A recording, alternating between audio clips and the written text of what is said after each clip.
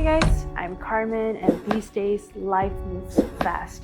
Everyone just talks about speed, trends, and the future. But what exactly are we leaving behind? In this docuseries, Soul in Motion, I want to slow down and take you with me to explore Malaysia's cultural roots and the handmade tradition that still lives through our hands. Today, I'm exploring two very different but colorful textile crafts, Batik and Sulaman Piece.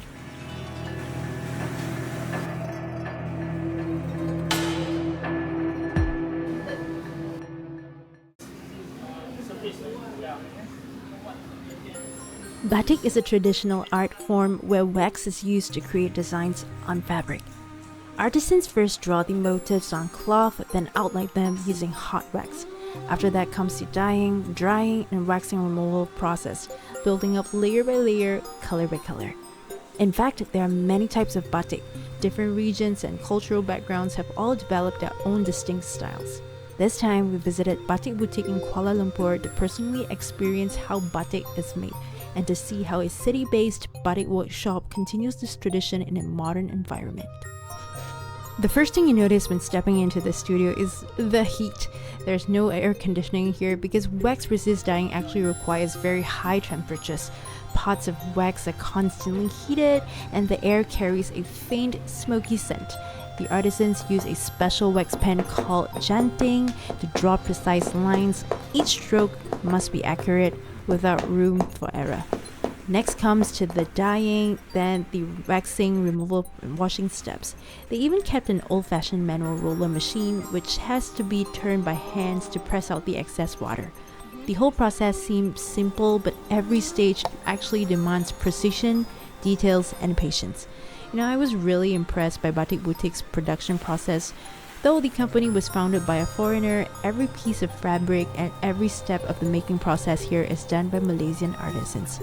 This was my first time seeing batik made up close, and my first time truly feeling the heat, effort, and the dedication behind it. I moved to Malaysia 18 years ago. It's a long time ago. And I was working in the tourism and hospitality industry. And along the way, I saw a gap in the tourism market to produce a quality gift and souvenir that was from Malaysia. And then I met a group of women who were living in the PPR flats who needed to earn money and provide for their families. So I merged the gap I saw in the market with the need and the skill set that the women had that I wanted to help. And that's actually the beginning of how Batik Boutique started. So along the way, I had a friend who worked for an oil and gas company, and they said to me, have you ever done a corporate gift? So from my background, I was like, no, what's that? I don't know. I'm just trying to help these ladies sew and earn income. So my friend told me, well, we order these things sometimes if you can customize it in a quantity for us. And at the time, we were making things maybe like 20 pieces. It was very small, but that was big for us, And my friend said, could you do 100 pieces of tableware for us, for their company? And like a good entrepreneur, I said yes before I actually knew how we were going to do that. And I worked with the women who were also a bit scared.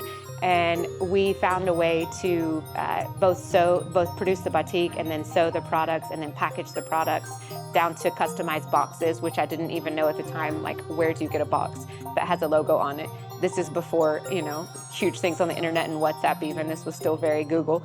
And so we did it. And so I remember staying up till like 2 a.m. one night with one of the tailors at my house, and we were tying ribbons on these boxes and just feeling so satisfied that what seemed like a huge obstacle to us at the time and seemed almost impossible, actually we could do it. And I think that's the story of Batik Boutique, is that one of my favorite quotes that all my team knows about me is, it's only impossible until it's done. Okay. Bagi saya, batik bukan hanya sekadar kain, ia budaya kita, cerita kita. So actually my family tak terlalu mengongkong apa yang I punya, apa yang I buat lah. So basically depend on my my pilihan sendiri. So actually it's okay je. Sekarang semuanya saya rasa saya dapat juga galakan dan dorongan daripada family saya juga. So mereka pun saya rasa banggalah sebab kita masih lagi mengekalkan budaya tradisi kita ni. Afterward, Tira, a member from Batik Boutique, brought us to their retail store at the Row KL. She showed me a range of products they offered and explained how they bring handmade batik textiles to the market with their products. She said the best sellers are actually men's shirt and corporate gifts, even though they also have many creative batik items in their collection. Saya bermula umur 11 tahun. Tapi masa itu hanya dengan suka-suka saja. Since today's theme is color, we must also talk about a lesser-known traditional embroidery known as Sulaman Piece. It comes from an indigenous community in Kudat, Sabah, and is an incredibly detailed double-layered cotton embroidery.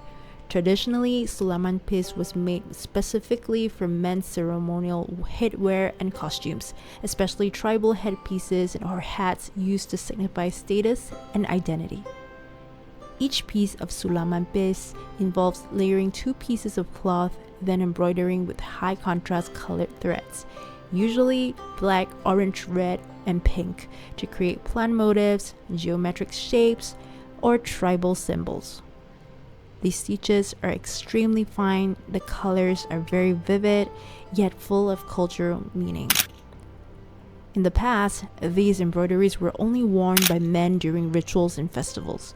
But today, Sulaman Piece is also being imagined as modern collectibles, home decor, or even fashion accessories, breathing new life into the craft within the artisan market.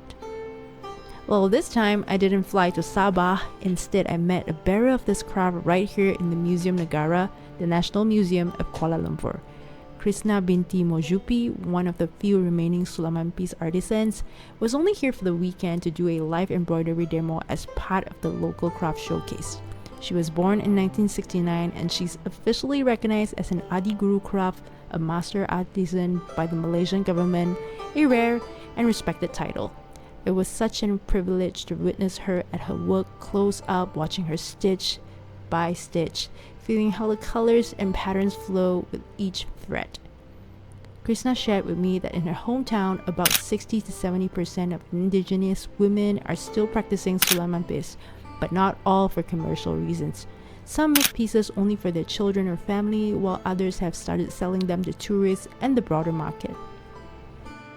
Here she is showing me the double side of the Sulaman. It has to be perfect both sides. This is a story for today. This series may not have many episodes, but it holds a deep meaning for me. I've poured in a lot of time and heart into researching, filming, and editing, and even paid out of pocket to travel to different places, all in the hope to authentically represent Malaysia's cultural stories. Through this journey, I've learned so much and come to better understand my own heritage. But sadly, the series hasn't really received much attention online. As a full-time creator, I also have to realistically allocate my time and resources, so moving forward, I may just update another 1 or 2 episodes and focus on other series. Still, I really hope these fragments of culture can be seen and appreciated by more people. If you enjoyed this piece, please leave a comment or share it, because with your support, more people can discover the living stories of Malaysia. I'll see you in the next episode.